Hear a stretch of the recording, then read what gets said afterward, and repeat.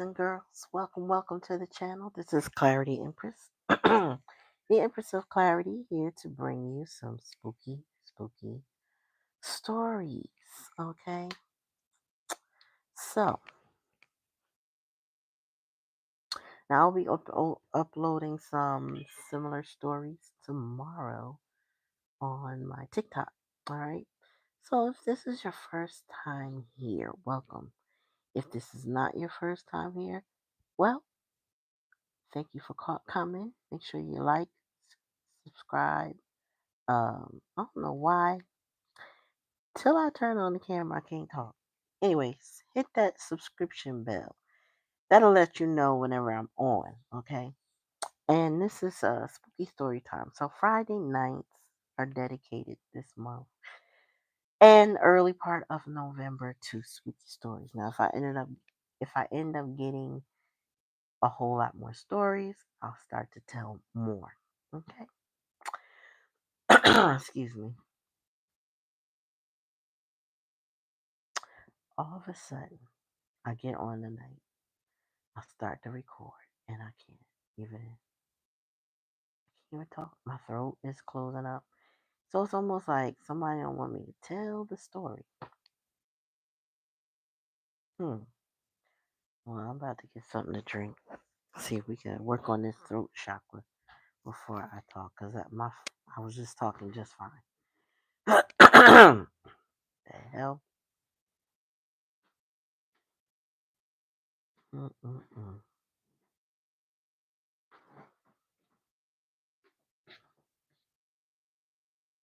Thank you.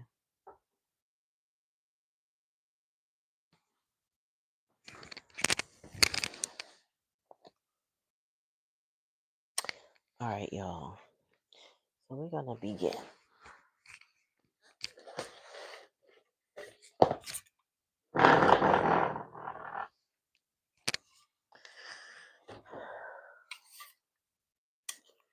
Also need to see my moderators here. I don't see my moderators. We're gonna begin.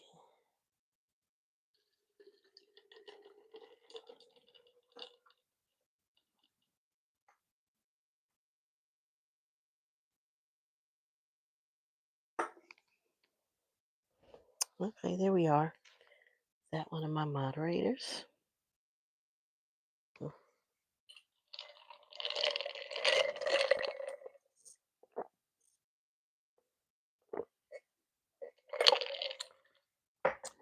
All right, I'm gonna begin. If you haven't done the replay at this point, uh, well, whenever you whenever you get in, you fit in, right? So the first spooky story, we're going back to Duppy Woods in Jamaica. Now, if you saw part one or part two, you will know that Duppy Woods is, first of all, Duppy is a word used by Jamaicans to let you know that that's ghosts, right? So Duppy Woods basically means ghost woods, right? So in this town, in a mountainous area of Jamaica, it's called Ghost Woods, but we call it Duppy Woods, right? So in the town of Duppy Woods, there is a river on the other side, on the other side of the woods, right? So the woods, there's one area of town where the woods starts and it ends at the riverside. But on the riverside, what's up? Because this is a faceless channel. I am where I am, Izzy. I am where I am. It's a spooky story night. Okay, that's what we do on spooky story night. Black Cherry, what's up, girl? Peace, peace, peace. So, I'm just beginning the story. So, in Duppy Woods, on the other side of the woods, if you go all the way through, there's a river. But the river, along the riverside, is a sharp cutoff and a ravine. So, it's like a cliff, basically, and there's rocks. And then right below is the river. So this is not a river people go in there, to swim in, at least not where the woods meet the river. Okay. So when you're in Duppy Woods, You can cut through the woods to get to certain places, but that's not typical. People typically take the road.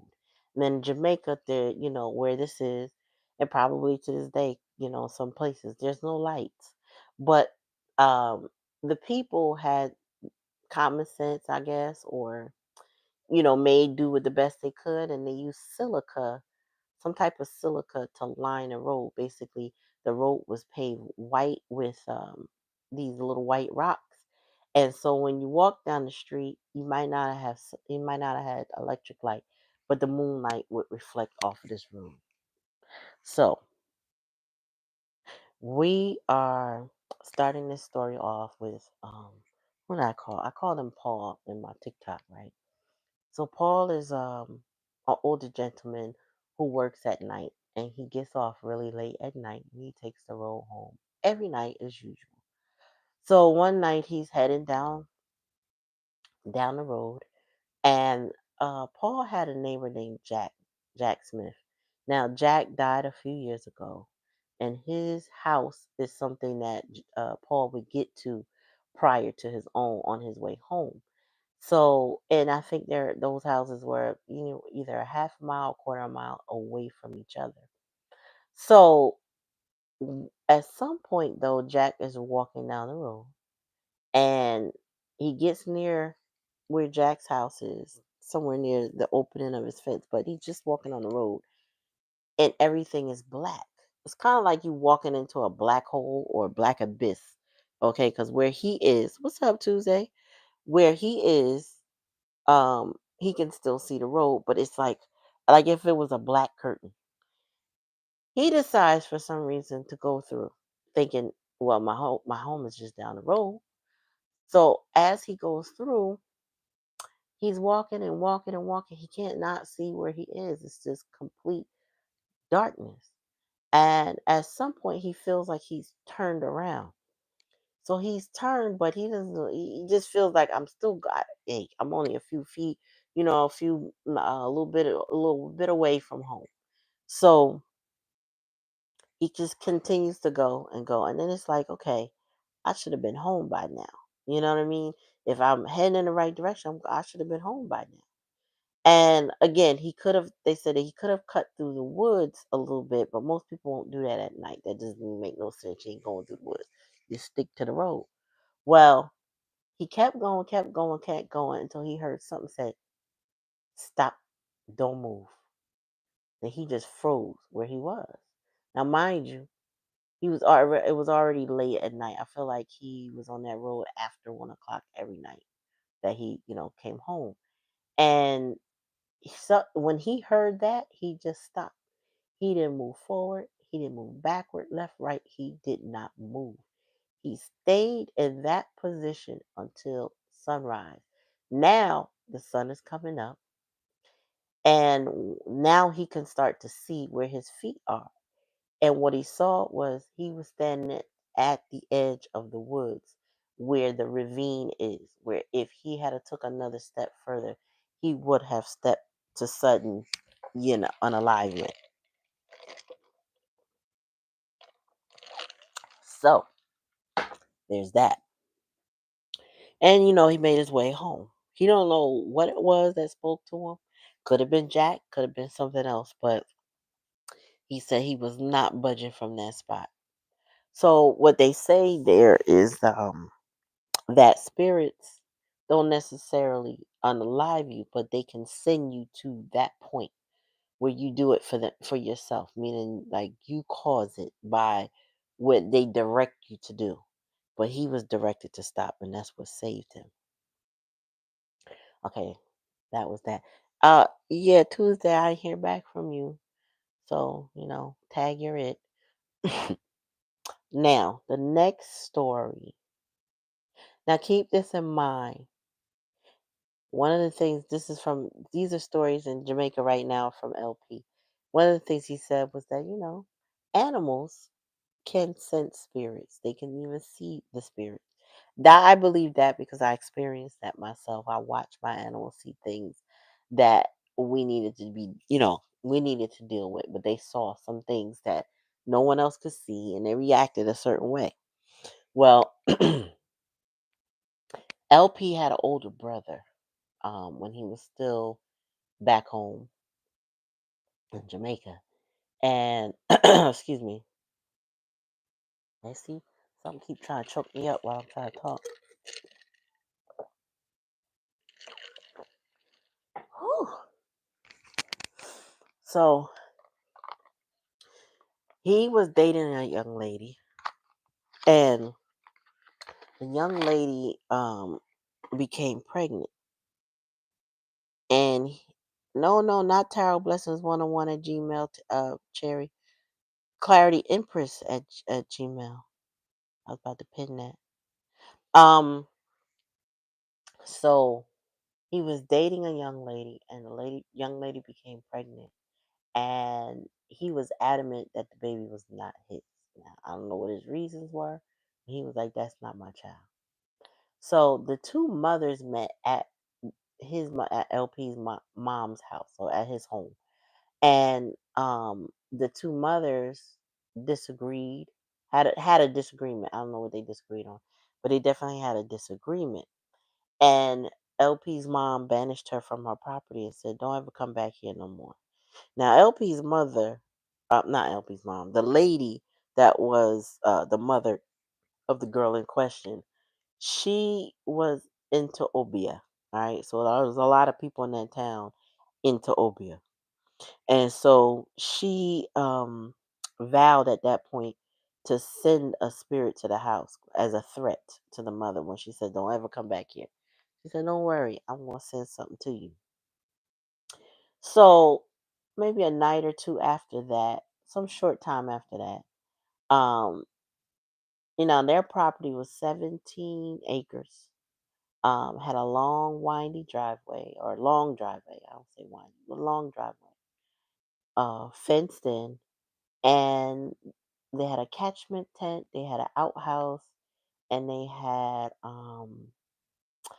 some type of moat type of thing outside the window to catch the rainwater off from the side of the house.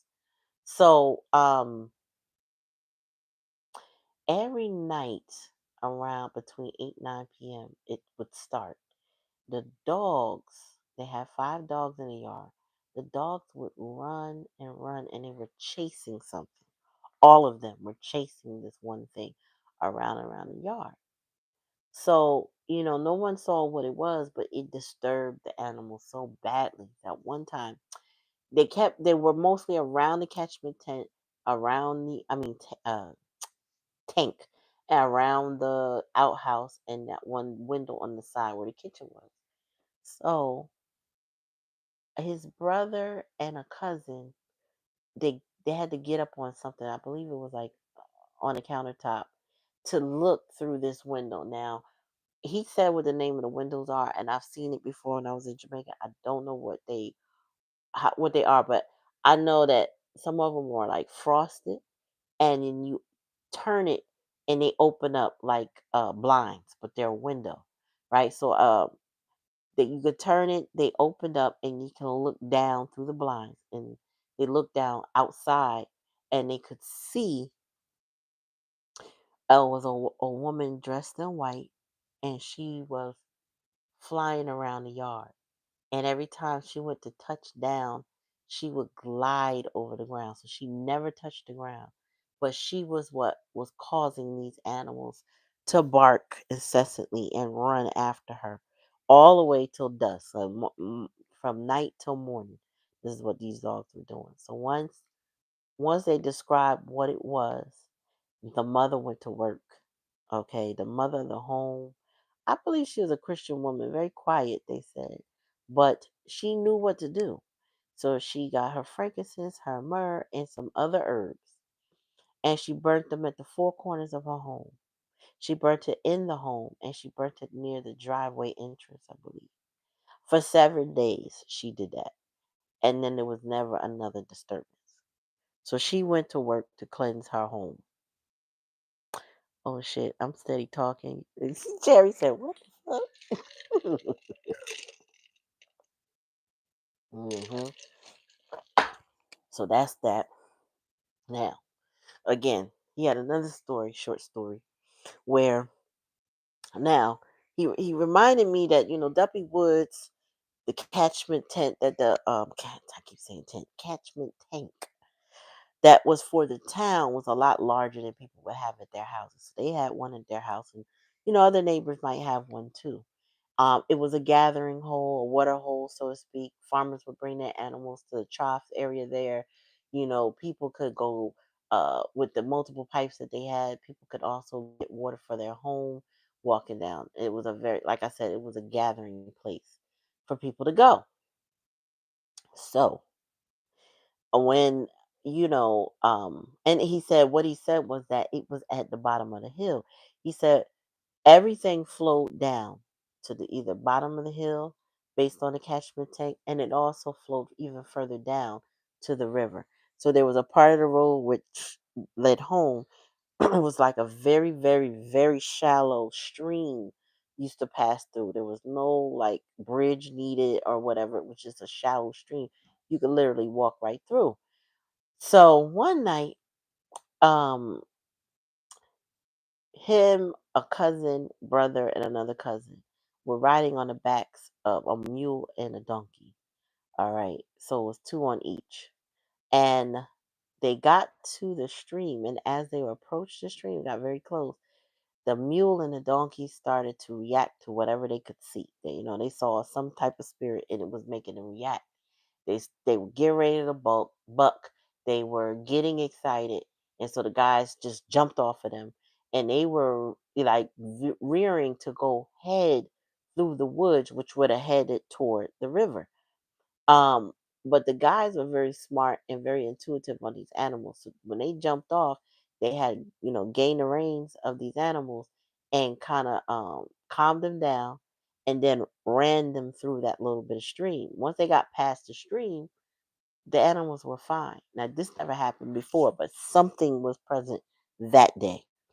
And he said the way they looked at it, if they had stayed on top of the donkey and the mule, they would have surely headed toward the edge of the cliff. He said, so what the hell?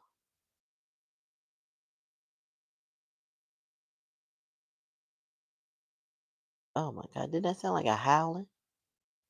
So what they did was they realized, like I said, they intuitively got off the backs of these animals and had to, kind of really wrestle them. But he said, you have to pay attention to your animals because they see things that we humans don't always see. We don't always have that vision. So there's that. That's Duppy Woods. Now I'm going to take you to Philadelphia and then we're going to go to Puerto Rico. Y'all ready for that? Let me know.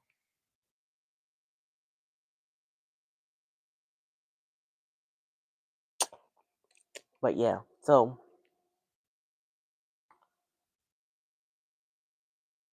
what the hell is all of that?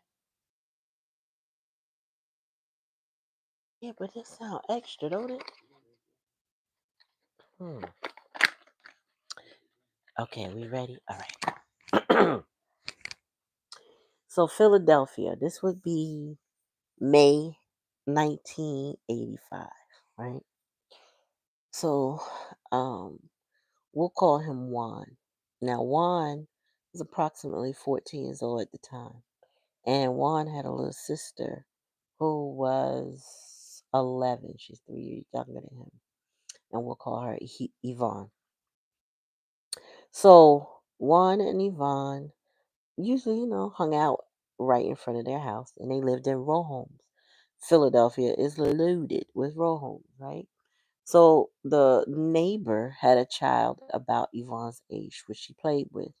It was a little boy who was of Haitian descent. Juan and his sister are both Puerto Rican. Now, in this particular neighborhood, no, I'm sorry. Let me not jump the gun. So Juan and his sister had a godmother who godparents that lived across the street, and they were, I think, of Cuban descent, um and they practiced Santeria. The little boy's family, we'll call him Moses because I can't remember his name, or if he even said his name. But Moses' family was Haitian, like I said, and they practiced voodoo, Haitian voodoo. So, um, one day, um, during the day, I would say, um, Moses' family was in the house practicing a ritual of some sort. They were calling forth something, and they told the kids stay out of the house, do not come in the house, right? But in true kid fashion, at some point a kid wants to go in, maybe they gotta pee, maybe they thirsty, they forget all the rules, go out the window when they decide they need to go in the house. So like I said, these adults were in that house doing whatever they were doing, pulling on some type of spirit. And typically when little Moses went in, Yvonne would go in there with him. So as he entered the house, whatever they were calling forth, um, or attempting to call forth, bypassed the little boy and went straight to the little girl. And it kind of like mounted her basically, and then became a spiritual attachment to her. Now, no one is seeing this initially, no one knows it, but she attracted that spirit was attracted to her and stuck to her. So, it startled everybody that he came in the door as they instructed them not to. So they stopped what they were doing. So once they stopped what they were doing, the ritual pretty much they cleaned up, I guess. I'm assuming because that's how he's telling me, and it was over. So, um, nothing to speak of right away. But the next day, she and Moses, Yvonne and Moses, were outside again of the house playing. Decides I'm thirsty. I want to go in. I want to get something to drink. And Yvonne, here she goes. She goes right with him. As she is about to enter the house, one of the family members, a feminine energy, I believe, stopped her, and said, "Stop right there," because she could see the spiritual attachment on this girl. He literally was standing right behind her, holding on to both of her shoulders. So when the woman saw that, she said, "Stop right there." She went and gathered up some water she already had that had herbs soaking in it, and she doused the girl with the water. So after she cleaned her up, she asked her, "How you feel? Are you all right? Do you feel anything?" She said, "No, I'm fine. I'm fine. I feel fine." But she didn't really feel as fine as she said. She noticed something, but she couldn't articulate it, or she just didn't. So she comes home and she tells her mother. Now, Juan's mom is not into any of those things. Okay, they go to church. That's what she know. She know people that know things, but she don't get into that. So when the little girl told her what happened, the mom didn't really know how to unpack that, or what to do, or what to say, or if to even say anything. So um once that happened, the mother, um no, I'm sorry, the girl goes to bed, whatever. The next day is church. So this must have been from a Saturday to a Sunday. So they go to church, and when they hit the doorway of the church, when you get ready to cross the threshold into a building, the little girl falls out. She just faints. So they like, "Okay, what's wrong with her?" So you know how in church, when you fall out, people don't just automatically get alarm and call an ambulance, whatever. They fan you, wake. They like, "Wake up, you all right? Wake up, come to." Plus, she's a little kid. They're not really kind of super alarmed. They just a little concerned. So they fan her, and they have her sit in the pews with them. And she's awake now. So at some point in the I was about to say ceremony. At some point in the sermon, the pastor starts revving up. I won't even say this a pastor, it's gotta be a priest, but you know, we operate a certain way in our community. So he probably came off more like a pastor. But anyway, he is revving up the crowd, and he's saying things like, "Bless you by the name of Jesus," or whatever he's saying, and he's throwing his hands out, and he's kind of like pointing to people in the crowd like, "Bless you," or whatever he's saying. The more he did that, the more she started to rise, like you would see somebody who was possessed by a demon. She started and now everybody's starting to freak out at this point. They like, oh shit, she just, you know, exhibiting all the signs of somebody completely possessed by a demon.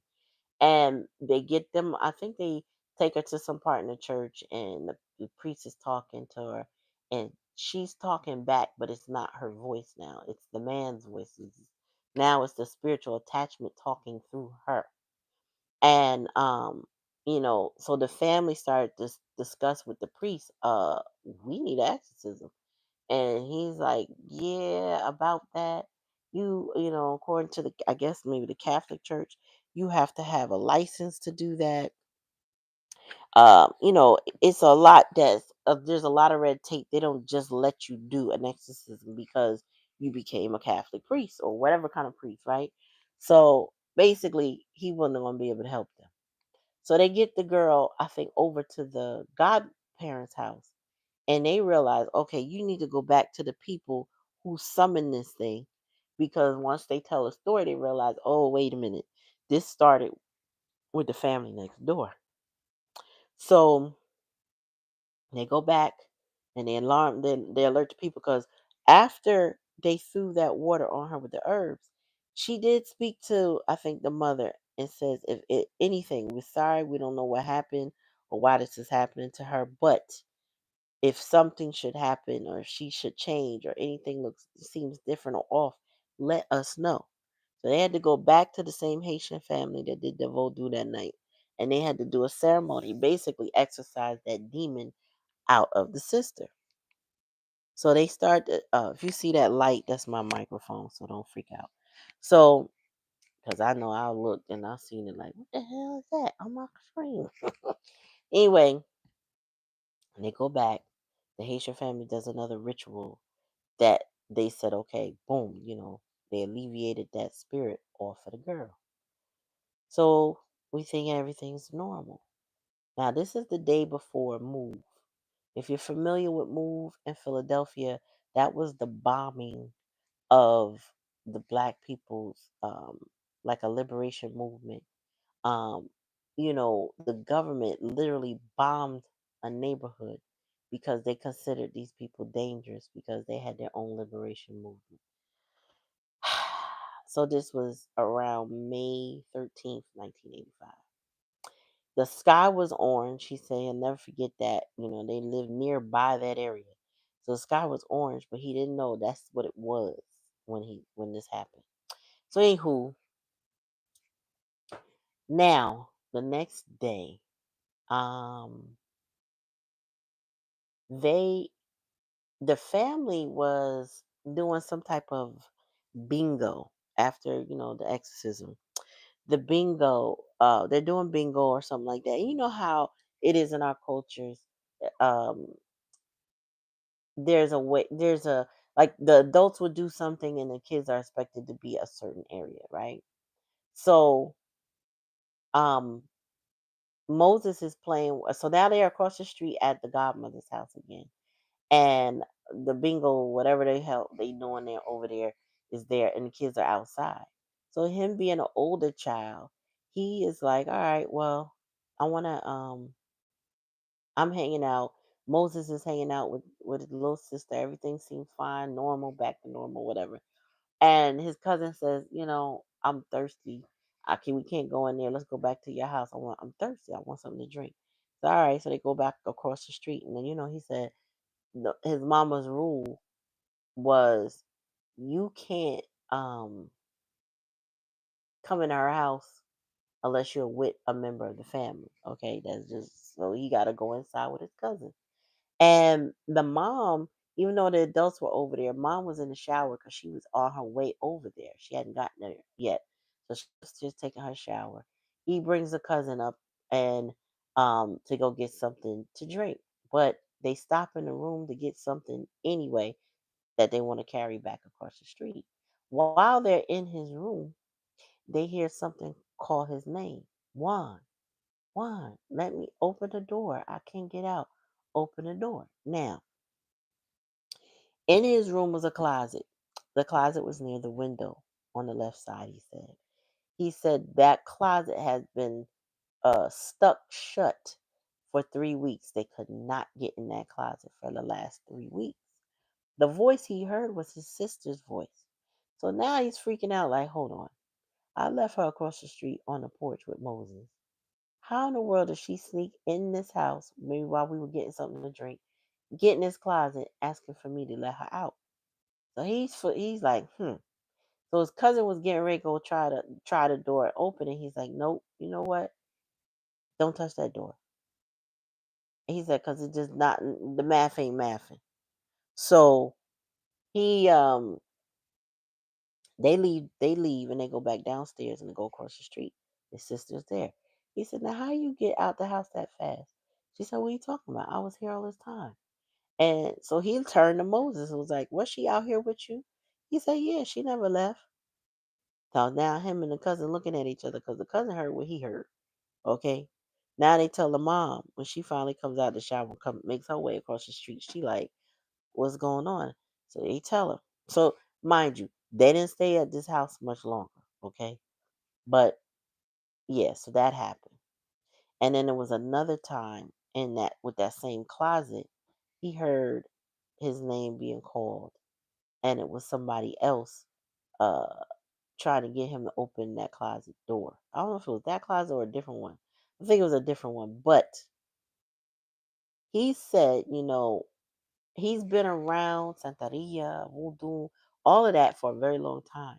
But, he's not a practitioner of that at all. So he's seen a lot, experienced a lot of different things, but not really been of it. And he said one time he had walked into, I guess, a family was having a ceremony, and the priest or the babalao saw him and was like, you know what, you are real strong. Like he stopped everything. Was like, you're real strong. Like you can't be tampered with. You're good, right? And he said the sister, unfortunately, is the weaker one that everything happens to, but she does have a gift. Uh, Black Cherry said, "Oh hell no, time to go."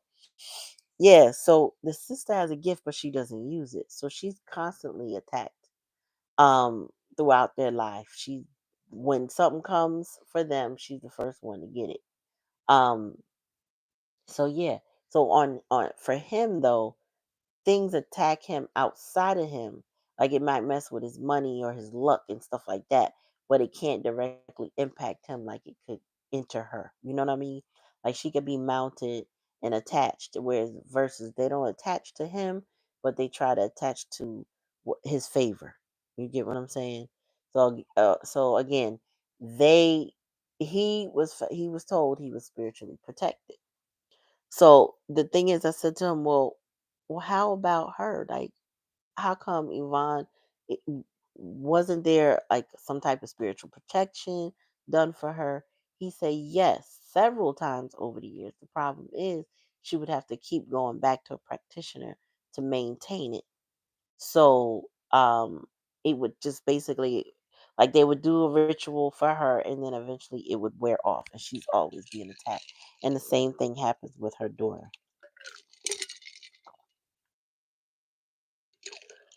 So, where we at now? That I wanted to tell you about that. So I got a gruesome one. I'm gonna keep it short.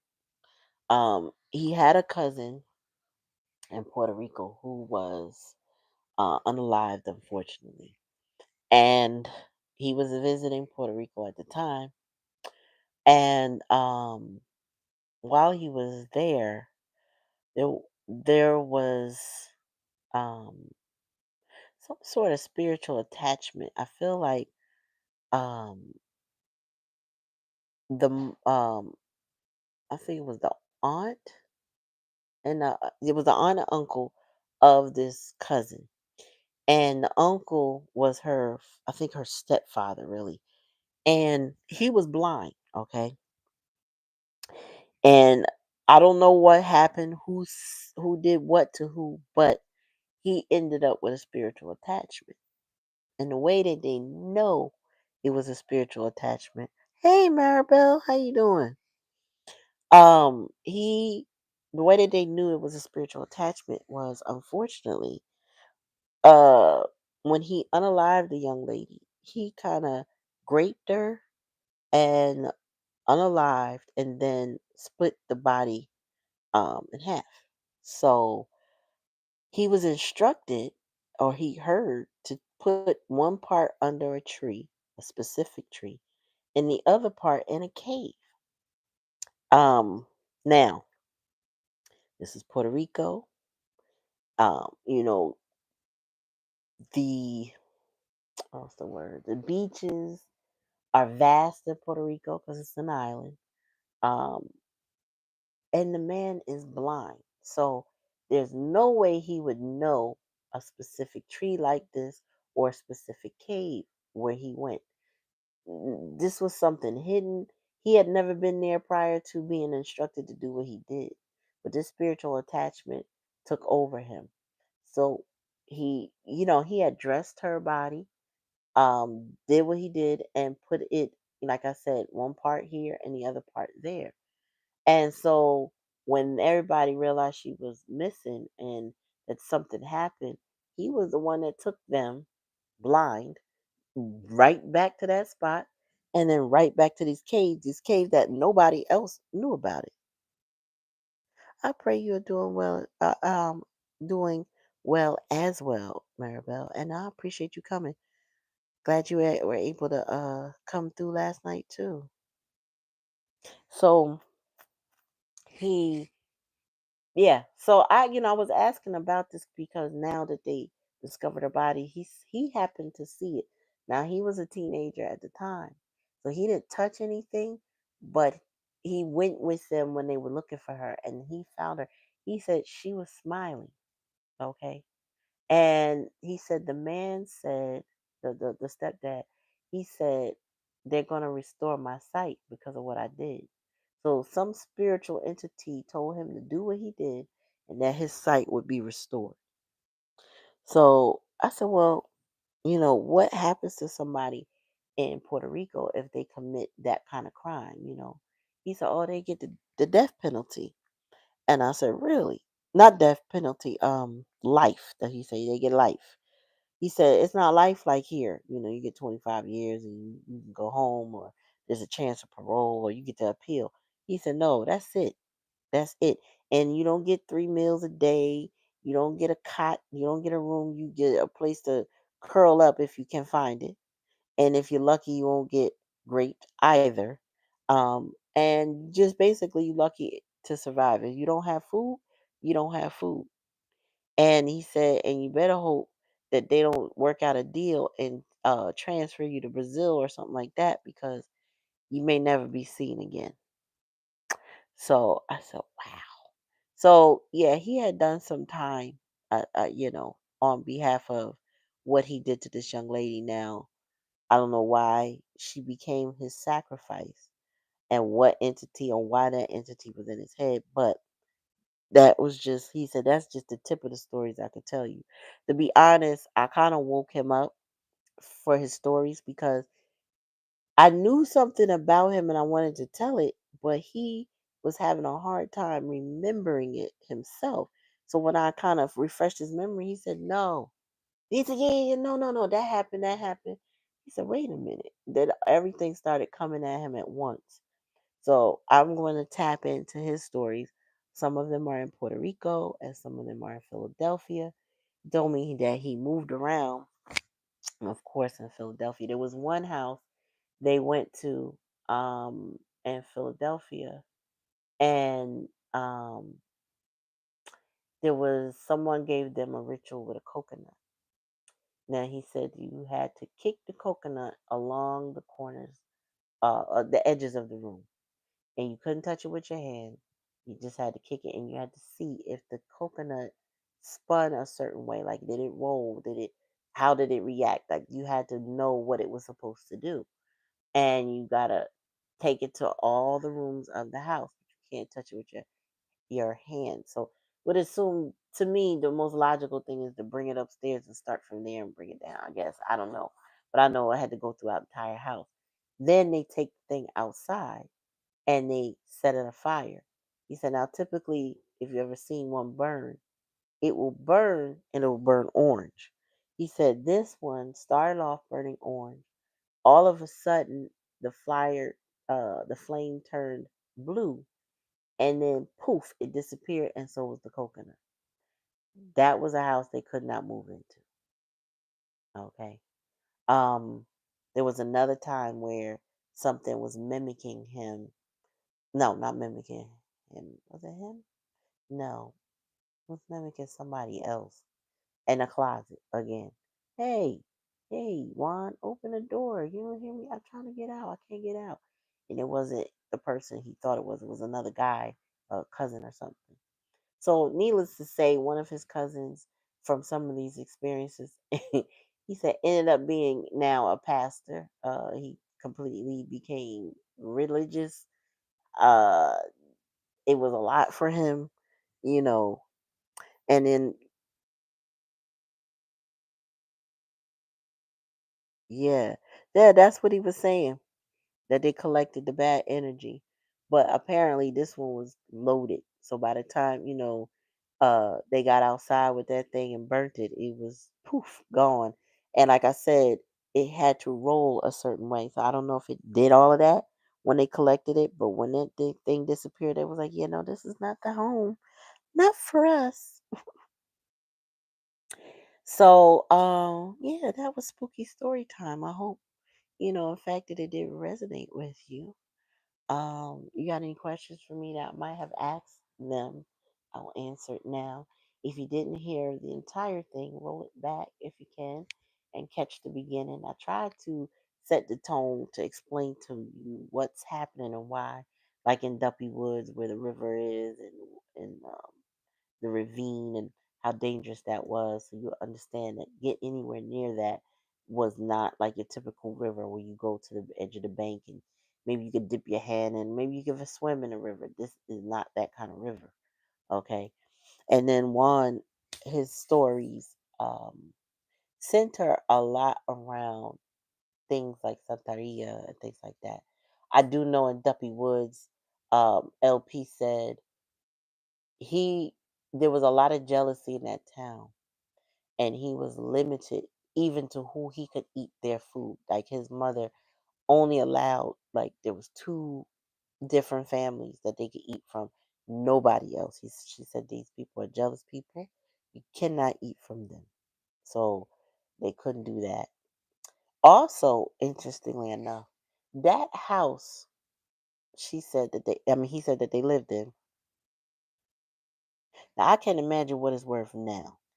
But at the time the mother sold the house was worth about 300,000, which was big in Jamaica, all right? 17 acres, a three-bedroom house, I don't know how many baths, nice chunk of change and a beautiful piece of property. Mama sold that house to a stranger for 10 grand. She just wanted to get away from it. She also did not want her children going back to that property. She said, "Don't ever come back here." When it was sold, she was done with that town and all the wickedness within it. A couple other stories that he told me. Um, he got more. So I'm gonna end up telling you those. And he said some of the myths. He got myths to give me as well.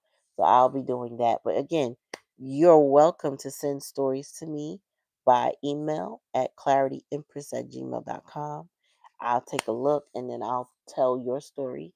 Your name does not have to be involved. I can change your name.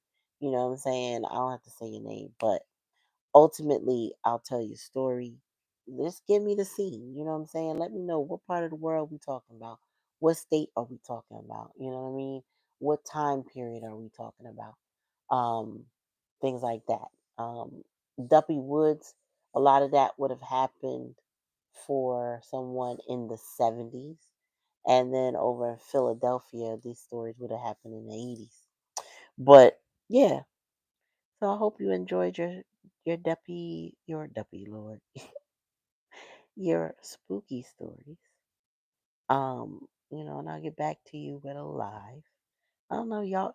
If you want the live tonight, say it before the end of this video, before I hit end. Let me take a swig of drink. If you don't, we could do it Saturday. It's up to y'all. Because I'm flexible like that. You know what I mean? You enjoyed the story? Thank you, Maribel. Maribel, you're at NYC. How's it going over there?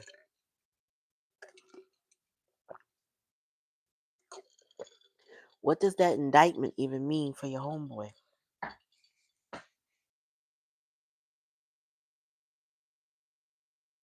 Oh, you said go live? Okay. What's going on with Mr. Adams? You still on fire? Oh my God. Yo, that right there, he is. Mm. And I heard the charges is petty. Like, just little, well, I don't know how little the infraction is, but it was infractions that could have easily been like, he could have handled his own stuff. Yeah, I could tell he not giving up that office because he keeps appearing everywhere. Um, he's still acting as a mayor. So yeah, he's something else. Oh, it's not petty petty. Oh, it's not petty. Petty is the amount of money they gave him. So he took money, you know. An indictment is an indictment, and more than likely they're gonna follow through. They wouldn't even go far with it if they didn't have something on him because of the fact that he's high profile. He's a whole mayor. You know what I'm saying? So he kind of like, no, no. He did himself dirty. He played himself. He played the office. It's embarrassing actually because on top of that, I kind of not surprised. Like something about him I didn't really care for. Especially, I don't know, maybe it's the fact that he's a police officer and he was trying to over police people as soon as he got in. And we already had enough of that in New York. I mean, if you go over to East New York, it's a whole different vibe. Now that's okay to a degree, but we didn't get that treatment as people of color in that area. But it's like police on all the blocks every now and then. Yeah, he been a snake, I believe it. And then people like I was about to say, people who are snakes, they rise up. And the first thing he did was appoint people that weren't really qualified for their positions in the city. And is that some of the people that stood down?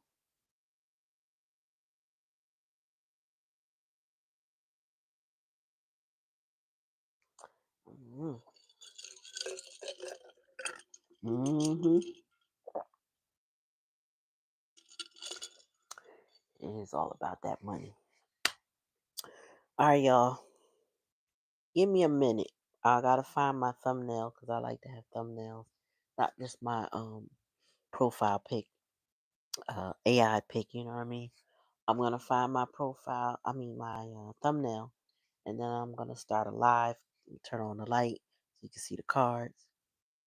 He sure did hire every friend he could. And a cousin, no brother. Who was the head of the? Damn, I don't remember what his name was. But I know when I read about this dude, I was like, he don't sound qualified for that position. Hmm. All right. See y'all in a few minutes.